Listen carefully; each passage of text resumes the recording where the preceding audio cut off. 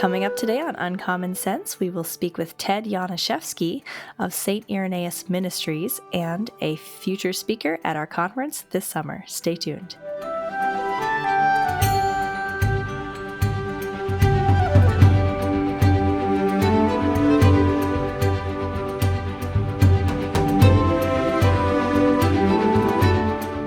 Hello, and welcome to Uncommon Sense, the official podcast of the Society of Gilbert Keith Chesterton.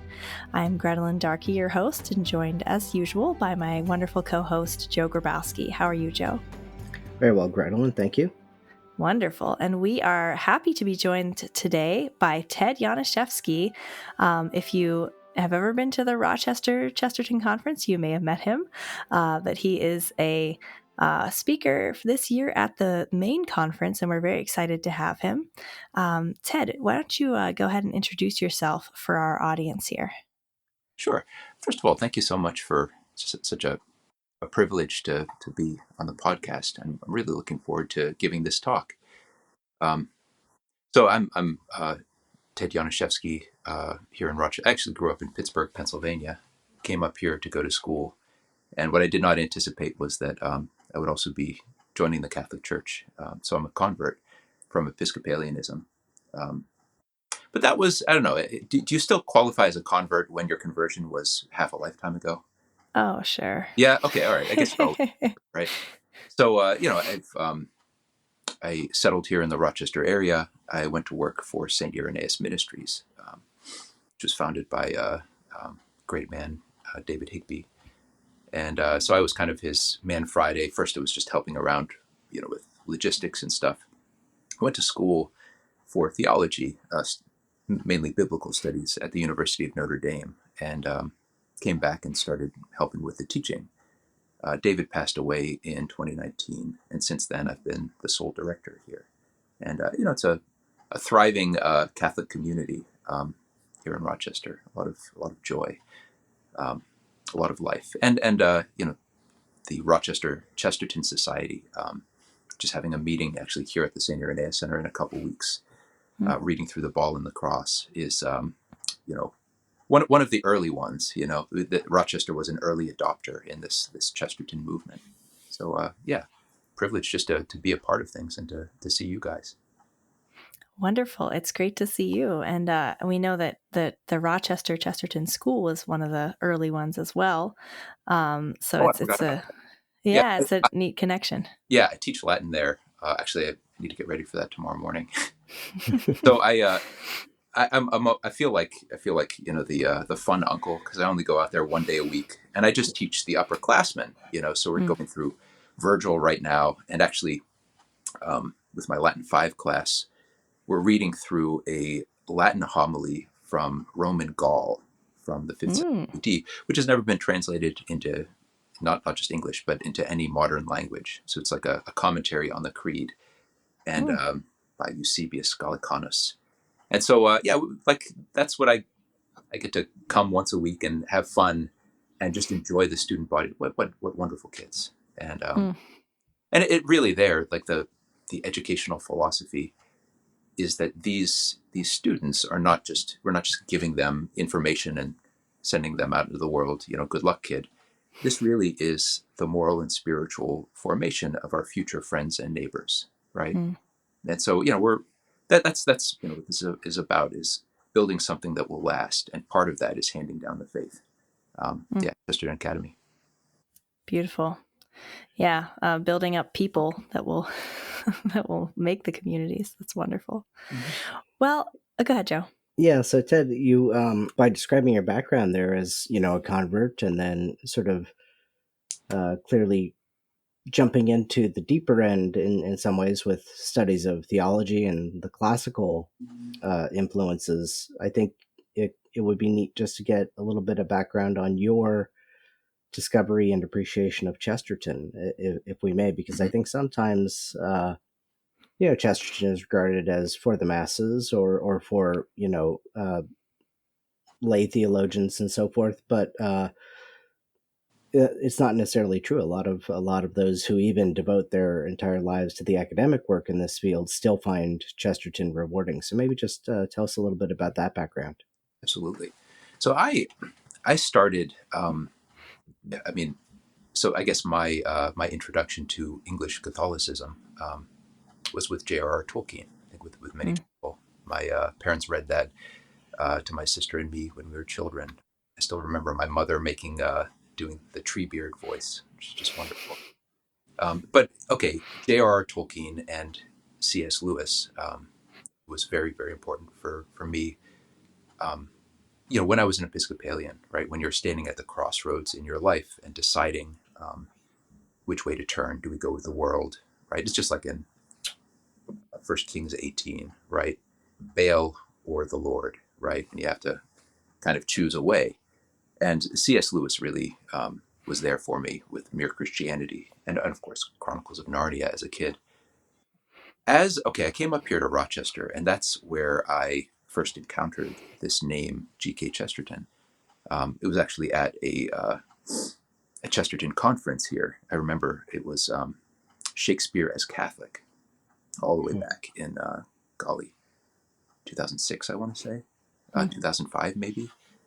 And I was either a Protestant or a brand new Catholic at the time. And I remember hearing Joseph Pierce and Dale Ahlquist talking. I'm like 18, 19-year-old kid.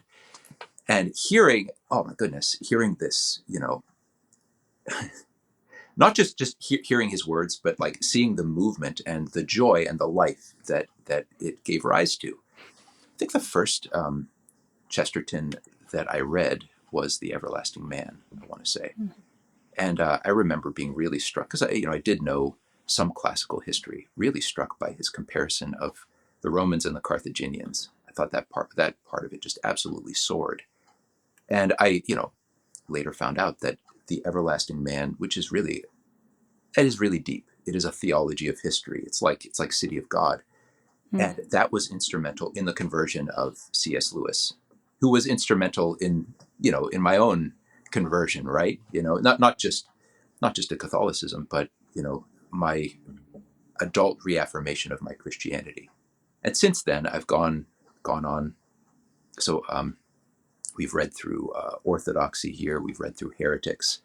Lou Horvath, who's the leader of the Rochester Chesterton Society here, he gave a men's breakfast talk, again, when I was still in college, where it was a catena, right? A chain of quotations from Chesterton's Orthodoxy. I remember being absolutely floored by and that's the thing is, okay, when you think of a great intellectual force, you think of something with very difficult language, lots of big words, tons of footnotes and kind of abstruse recondite references to names that you've never heard before, a lot of phrases in French and Latin and stuff. And G.K. Chesterton doesn't show off in that way, and it's deceptive. So a lot of people dismiss him as merely a journalist, and they're completely missing. I think the depth and the profundity of what's going on here. He wears his learning lightly, right? And he has the joy of it. It's kind of like that verse in Proverbs that the wisdom of man is deep waters, but the wisdom of God is a bubbling brook, right? And Chesterton has that latter quality of lightness and almost effortless, joyful exuberance, right? And yet that doesn't mean that he's a superficial thinker, by no means. That's something actually, in preparing for this talk, I've come to a new appreciation of. Yeah, well, let's maybe go there next, the talk, because you'll be speaking about someone who did not take himself so lightly, let's say. So your talk is going to be on Chesterton and Nietzsche, and to seasoned readers of G.K. Chesterton, it is quite remarkable how much Chesterton interacts directly with Nietzsche. Probably, I would say, of continental philosophers in the modern era, it is Nietzsche with whom he interacts the most, and calls out by name. I think he is sort of in the background, often grappling with Hegel, with Schopenhauer, with others, but and he'll obviously name check his contemporaries who are sort of mouthpieces of them, like Shaw and Wells, and certainly Shaw as a mouthpiece of Nietzsche sometimes too. But he was clearly well acquainted with Nietzsche's oeuvre and with his thought, and has quite a lot to say about it. So, without spoiling Ted, obviously, because we don't want to give it all away, although this content matter could last much longer than an hour. Anyway, say a little bit about what you're gonna be planning on saying about Chesterton and Nietzsche. Right. So it's really kind of providential. It's one of these things where you see everything kind of lining up. So Friedrich Nietzsche has been in the air really in probably about the last decade. It's 2025, since about 2015. There's been this reappropriation of Nietzsche.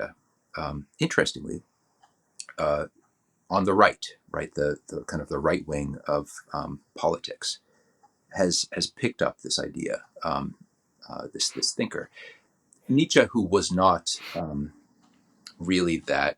I mean, Walter Kaufmann did some very famous translations of Nietzsche in the middle of the 20th century. He was always studied in the academy just as a philosopher, but he had really no popular appeal until, again, fairly recently. And it's something that I keep running into in young men who are coming by the center, who are they're on the internet. They're affected by Nietzsche's thought. And this becomes an issue because, who among Christians writes against Nietzsche? Henri de Lubac was one. He wrote the drama of atheist humanism, and so he's got a whole chapter on Nietzsche. He took Nietzsche seriously. Aside from that, where do you go? It's like this old error.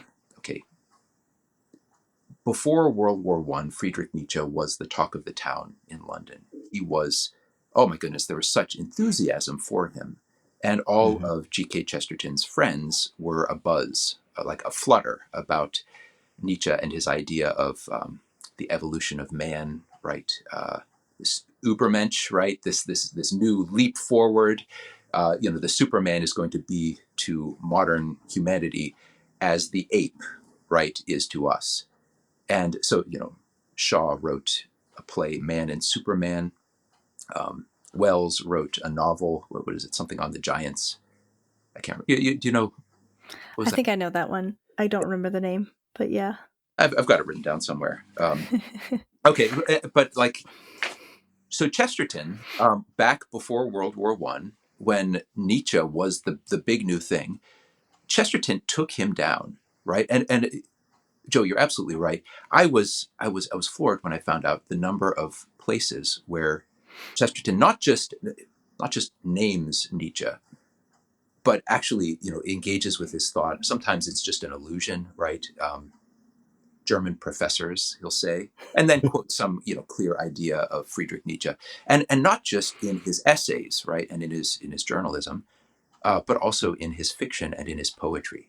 He saw Nietzscheanism as this great danger because it was affecting all of his friends and the people that he cared about, and so it was urgent to Chesterton to address it. Then World War I happens, and Nietzsche. Nobody wants to read a German philosopher in England anymore, right? Between the wars, Nietzsche was reappropriated, unfortunately, by the Nazis, right, in Germany, and you can't really blame that on Nietzsche, but he was seen as kind of a guiding light to National Socialism, right? And then after that, nobody wanted to talk about Nietzsche for like a generation or two.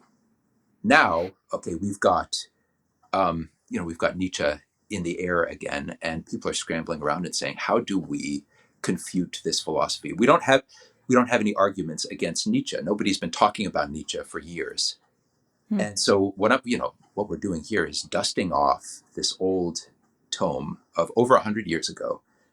Chesterton understood Nietzsche deeply, and he, I think, has really a phenomenal success in addressing his philosophy. And so what I'm kind of doing is putting together this old answer. It's kind of funny. In my Latin class, we're reading Eusebius Gallicanus, right? And this is in the 400s AD, and he's arguing against Arianism. right, in his commentary on the Creed. So I asked the kids, right, why is, okay, this Arianism is 100 years ago, right? Isn't that over and dealt with by now? Why is this sermon addressing the heresy of Arianism? And the reason is because the Goths who were coming in to Roman Gaul were Arians, Mm. right? And it was a solved problem at the time, and yet heresies come up again. They reassert themselves. And so what do the faithful do? We dust off these old tomes where that answer was, this is a solved problem. This has been dealt with. And we put them into the air anew. Okay, there's a new what do you call it? Smallpox is going around again. Okay, we go and we dust off the smallpox vaccine, right? And we've got in the back of the medicine cabinet a cure for this thing. Mm. Isn't that you said you're reading The Ball and the Cross? Isn't that how it starts? With the strange old man, and he keeps saying, "Oh, we've solved that heresy Yeah. long ago." Oh yeah, exactly. Yeah. There's nothing new. I remember. Yeah. I remember this old priest. This was like 15 years ago. And my friend was in seminary, and he said, "You got to hear this old priest preach, right?" Yeah, and he was really a phenomenal preacher. And I walked out from the mass, and I said, "Wow, would that we had preaching like this more widespread." And my friend said, although it's kind of funny, every couple months this old preacher um, forgets what century we're in, and preaches a real stem winder against the errors of communism, right, against the Red Menace.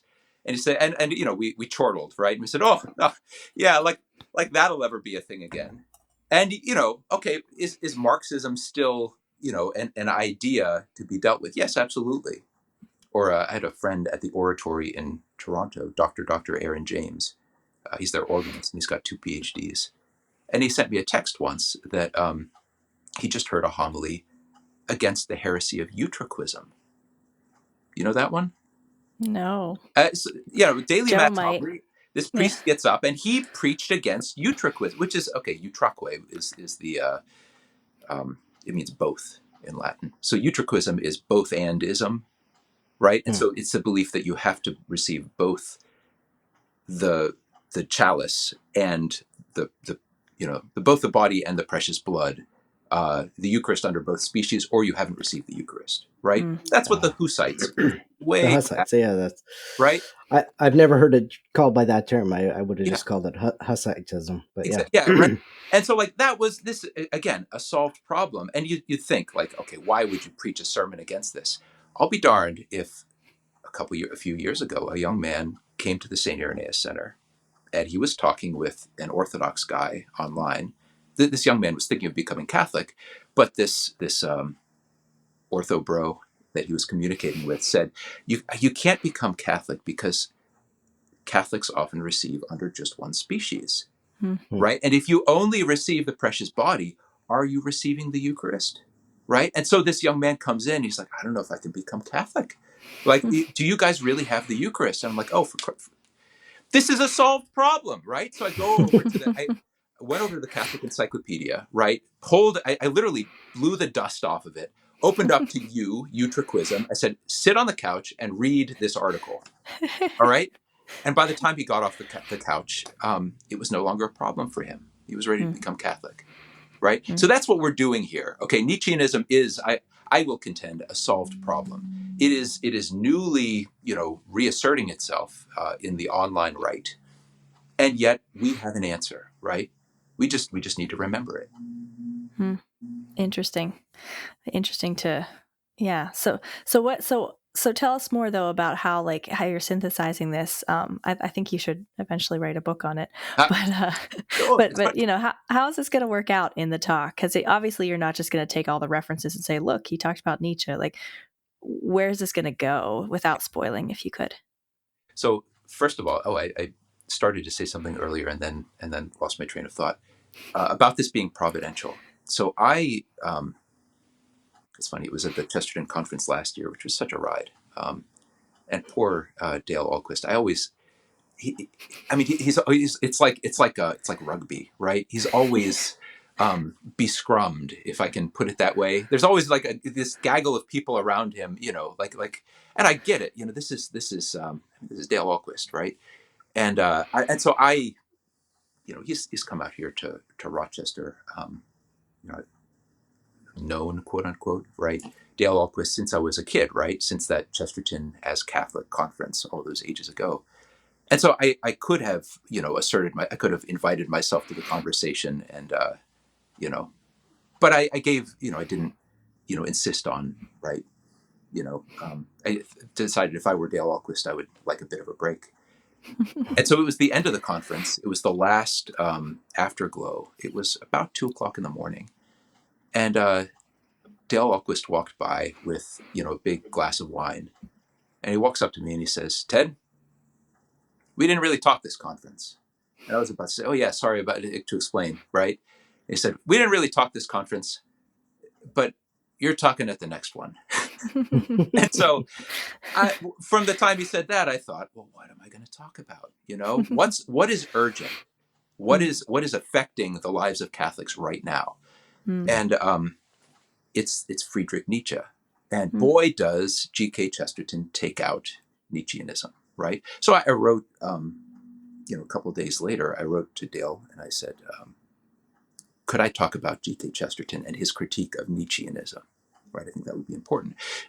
Dale, if you remember, actually, in his introduction to the kind of his opening speech, his welcome speech to last year's conference, he was riffing on the idea that it was in what is it? Something of Prussia, King of Prussia, right? And so he was bringing up Nietzscheanism, right? Because Nietzsche was kind of this like mouthpiece of Prussian militarism, right?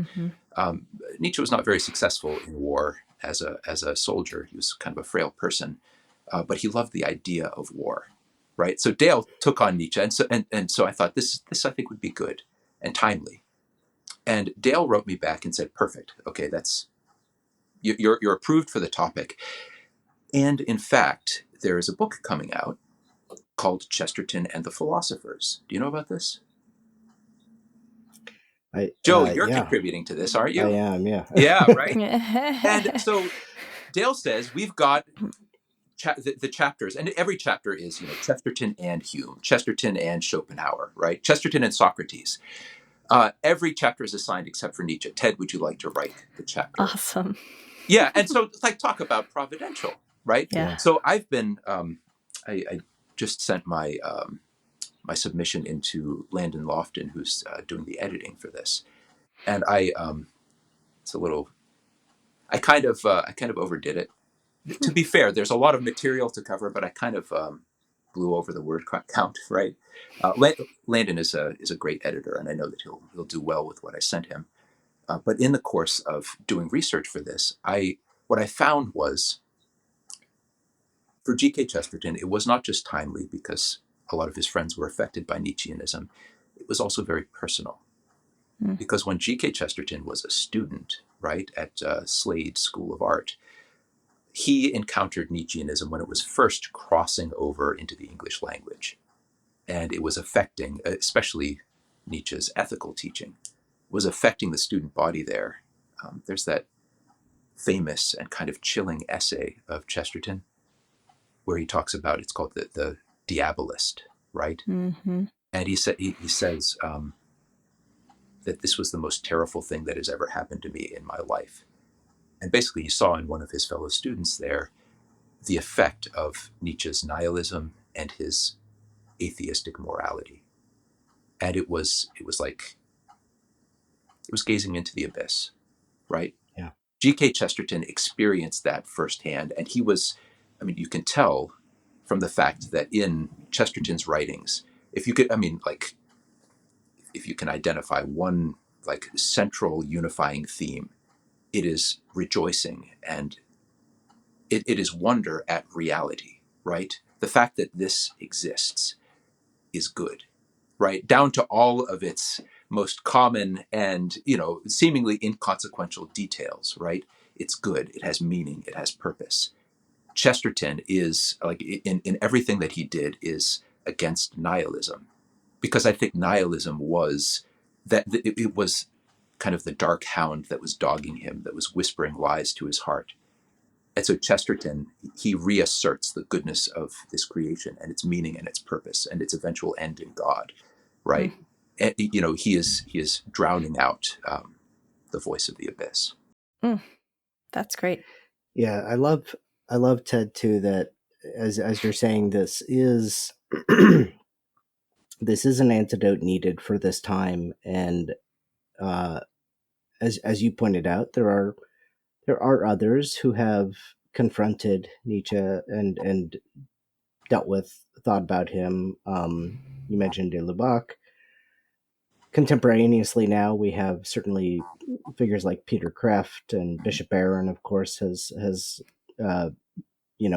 figured him as one of the four kind of major figures having influence on our day and combated him well. But I do think Chesterton's is not simply that Chesterton confronts Nietzsche. It's how and that manner, because he does it in that paradoxical way. And he points out that the very thing that even the critics of Nietzsche will praise in Nietzsche, Chesterton kind of pulls the rug out of that, because he says that he's praised as a bold and original thinker. He's not. He's timid. Yes. That's what he says in Orthodoxy. And I always think of the quatrain from the Ballad of the White Horse in this connection. It's I think he's thinking about Nietzsche, where he says of Our Lady's apparition,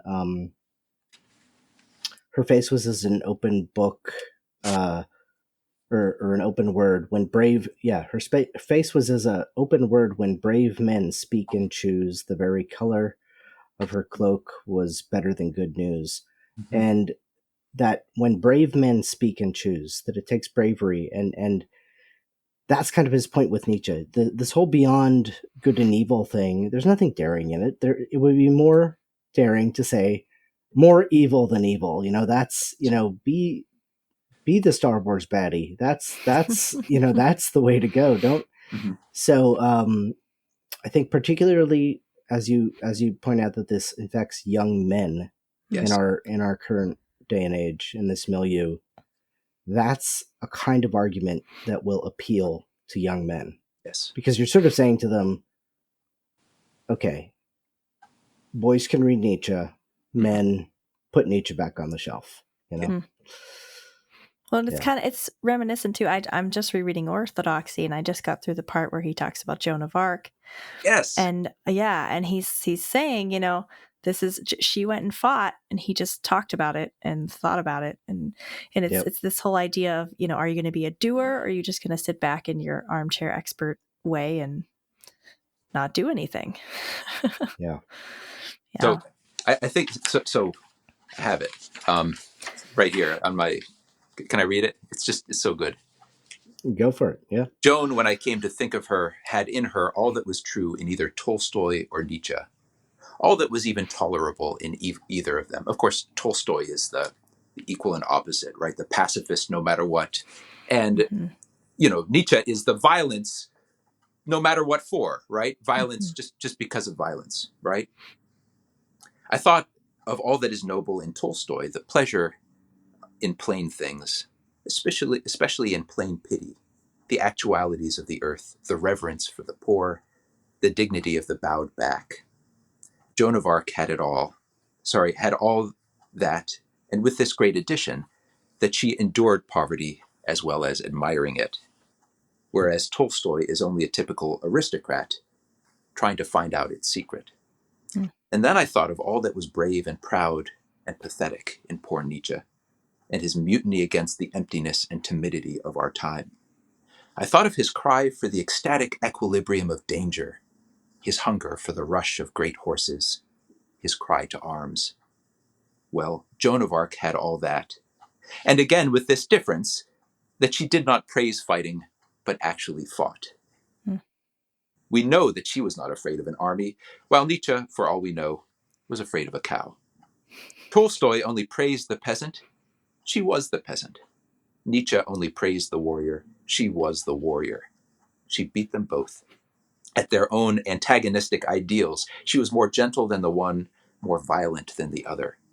Yet she was a perfectly practical person who did something. while they are wild speculators who do nothing. It's gorgeous. And Isn't it? it cuts right to the heart. I love it. It's beautiful. Yeah.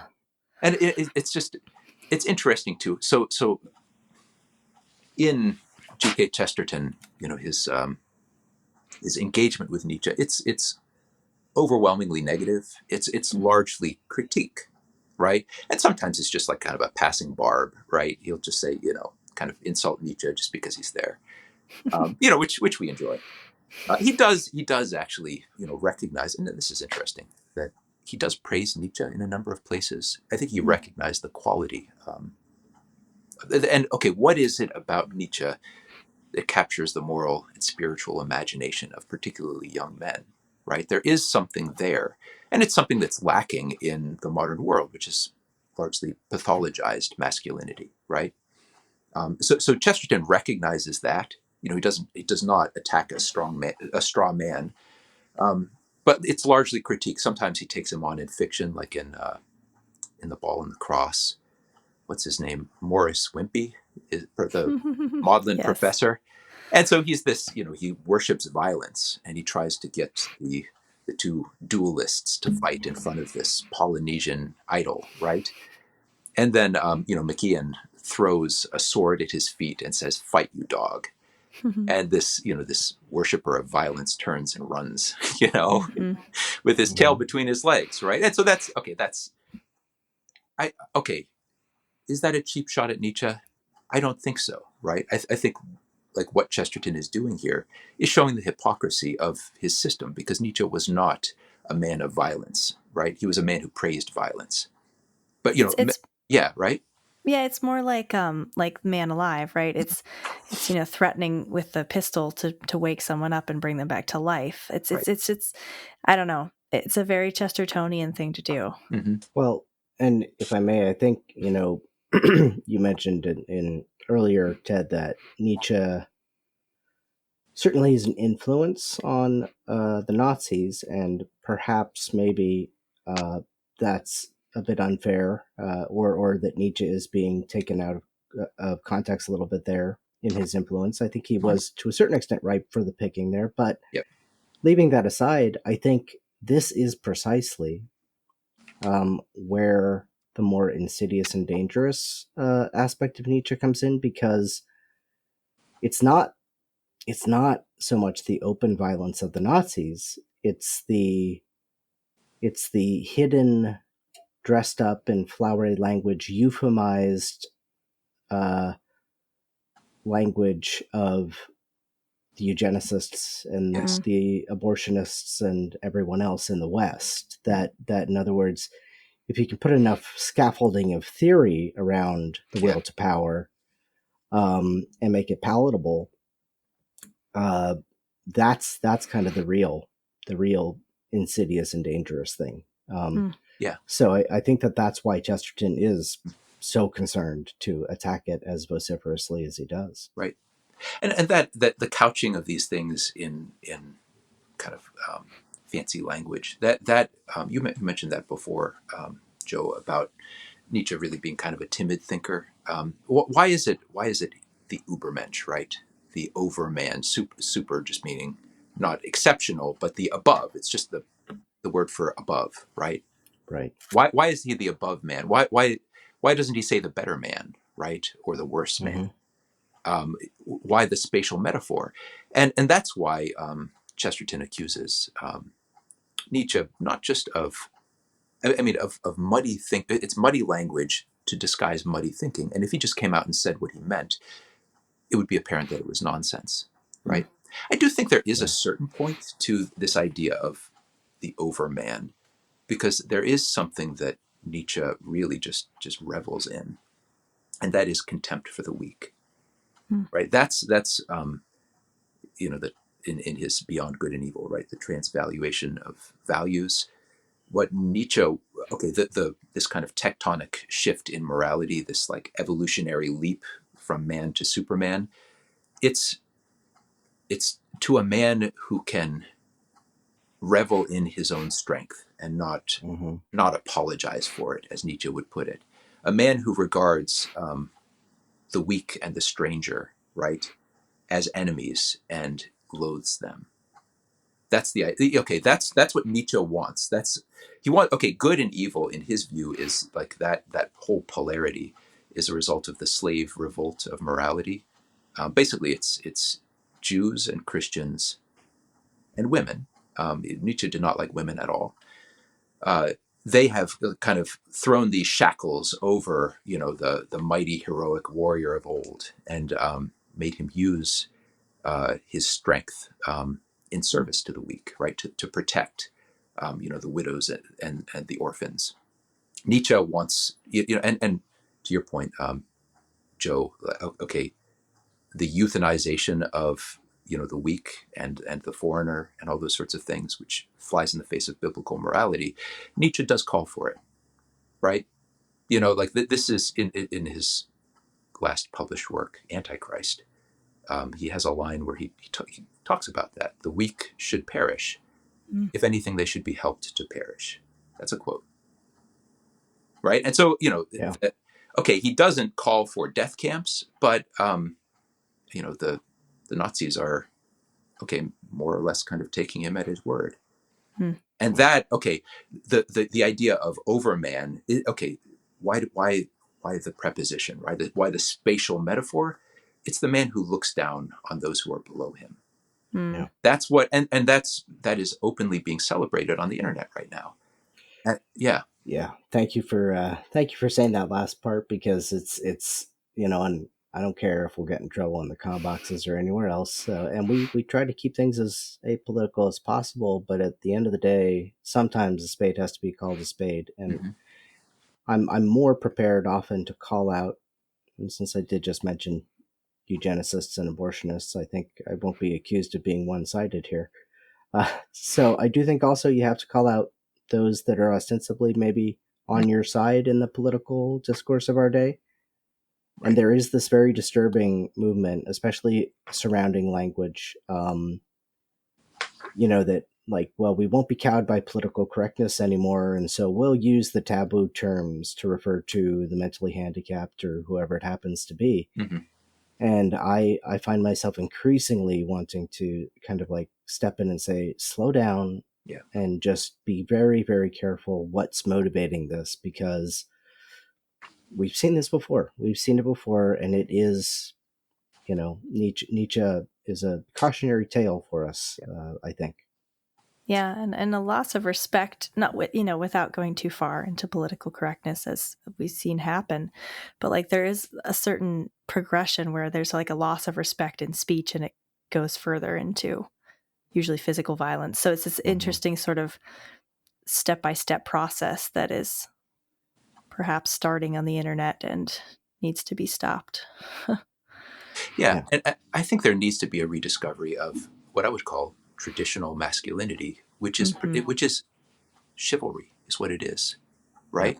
And Yeah. I see that too, Joe. That there's a coarsening of the discourse, and this is not the way, right? This is not the way that gentlemen conduct themselves in the public square, right? And it might maybe feel good to kind of thump your chest and spout off, but I think true strength and virtue is in self control, right? Mm. We should be able to express ourselves in a way that is not brash and boastful. Mm. I think that I was mentioning before that Chesterton, a lot of his engagement with Nietzsche, and on every one of these points, the will to power, the eternal return, the transvaluation of values, right, the Superman, on all of these things, Chesterton knows what Nietzsche taught, and he exposes its fatal flaw, and kind of it's like with a rapier stroke. He cuts the cord, and the whole thing falls to shambles. Right. Mm. He also makes positive use of Nietzsche's thought, and it's with that polarity, right, the paradox between war and peace, right, Tolstoy and Nietzsche, which comes up again and again in Chesterton's thought. That in fact I think is what we need to rediscover. Mm. Right. Okay. Nietzsche is kind of re-articulating this morality of violence and contempt, right? And it seems like strength, but it's really it's half the picture, right? We do need Oh, But there's no self-control in that, is there? exactly. There isn't, right? Yeah. That's his idea of the will to power is will expanding. What is the will to power? But he says in one place, pardon me, it's the will. Yes, essentially appropriation, injury, conquest of the strange and weak, suppression, severity, obtrusion of peculiar forms, incorporation, and at the least, putting it mildest, exploitation, right? Is that what it means to be a man, right? No, it is not. That is a brute. That is an animal, right? And I think we're going to be accused in the quatrain of Harold the Dane in Ballad of the White Horse. Doubtless your sires were sword swingers when they waded fresh from foam before they were turned to women by the god of the nails from Rome. Right? That's the cry, and that's what our Christian men are being accused of being emasculated. Right? That is not the case. The truth is in it's in a marriage. It's the higher synthesis of the peace, and the love of peace and simplicity of a Tolstoy, which is true, right? It's winsome because it's true, but also the willingness, the willingness to die on a cross, right, for the sake of those you love, right? Because if you really love something, as Chesterton says, do you love it if you're not willing to fight for it, right? That's the synthesis, right? And if the only thing that you'll fight for is yourself and your will, what Yeah. does that say about you, right? Mm-hmm. It's a gospel of selfishness, right? Yeah. And like ours is a gospel of self-emptying. Yeah, and which is true much harder. it's hard. It's Much harder. Yeah, the true contour of masculinity is the cross, right? That's what a man is. So anyway, beautiful. Got a couple. That's what a Superman is, right? Yes. Yeah. Beautiful. Right? Beautiful. That's true. Yeah, like he's lifted up, right? Well, I think this is a pretty good spot to put a pin in it, because I don't want to ruin anything for the talk either. But do you have any last thoughts or words, Ted, before we sign off here? Absolutely. Can I give the last word to G.K. Chesterton? Of course. Okay. This is from something you may never have read before. I've actually not seen this republished. In G.K.'s Weekly from 1926, he addressed this to Dr. Oscar Levy, whom Chesterton is one of Chesterton's frenemies, right? And Oscar Levy was the editor of the English complete works of Friedrich Nietzsche. And so in 1926, Chesterton wrote this: Christianity is not indeed so narrow as Nietzsche. It does not deny the truths of Nietzsche. It does not exclude pugnacity as he excludes pity. We think St. Michael glorious when he strikes down the Titanic traitor, but we think St. Gabriel more glorious when he stoops in salutation to the peasant girl. And the supreme and mystical moment for us is in the moment of the softening of strength by chivalry and charity, when the devouring thing gives food, and out of the strong comes forth sweetness. The heart of Christendom is a heart, and we are serious when we call it a sacred heart. Lovely. Yeah. Beautiful. I'll have to send that one to Dale and ask him to republish in the magazine. That's a good one. Maybe so. Wonderful. Oh, I'm so revved up now. I can't wait. Oh, good. Wait for this. Can you tell? Okay, just like an ad spot. Can you tell me about the planning, about everything? I guess I can't wait to make a road trip down there this July. Go for it, Joe. You want to take this one? Well, yeah, we're having a fun time down there for several days. If you become a Knight of the Apostolate, you can come in a day early and get to visit with us Ponchatoula, see the world's only life-size statue of G.K. Chesterton, which is up there in Chesterton Square, and we'll tell you the story of how it came to be there. On the day of, we're visiting 2 national shrines right in New Orleans, the National Shrine of Our Lady of Perpetual Succor, and then the National Shrine of Blessed Francis Xavier Seelos, the great Redemptorist priest. And then during the conference itself, we have built in a little bit of extra breathing room this year, and we're actually selling 2 different meal packages. One is the regular standard meal package, which includes Thursday dinner, breakfast, lunch, and dinner Friday, and breakfast and lunch on Saturday. Banquet tickets are separate. But you could also do what's called the Explorer package, which cuts out lunch on Friday, and instead we have a long, 3-hour break on Friday where you can venture into the city and find yourself a nice little place to get some jambalaya or etouffee and a beignet, or maybe just drink a couple of hurricanes down on Bourbon Street. So whatever's your preference, you can do that for your long lunch hour on Friday. So please do come. It's going to be a great time. No better city in the United States to have an afterglow that I can think of. So, and I cannot wait. Yeah, absolutely. And I'm more than ever looking forward to it now because of your talk. So thank you, Ted. Yes, thank you very much, Ted. And thank you for taking this on. This is going to be a really stirring talk, I think. Thank you. Maybe so. God bless you both. Oh, thank you. And thank you, Joe, as always, for joining in. It's always great to have a friend here. My great pleasure. Thank you. And thank you all for watching and listening. Please don't forget to like, subscribe, hit that bell button, get every episode that we release. We're going to be featuring speakers here for a while, so you'll get lots of nice conference teasers. And register for the conference if you haven't already. And share this podcast if you think somebody else might need to hear about Nietzsche and come to the conference. And just keep listening, keep sharing, because as we know, Chesterton is always better with friends. Thank you, and God bless.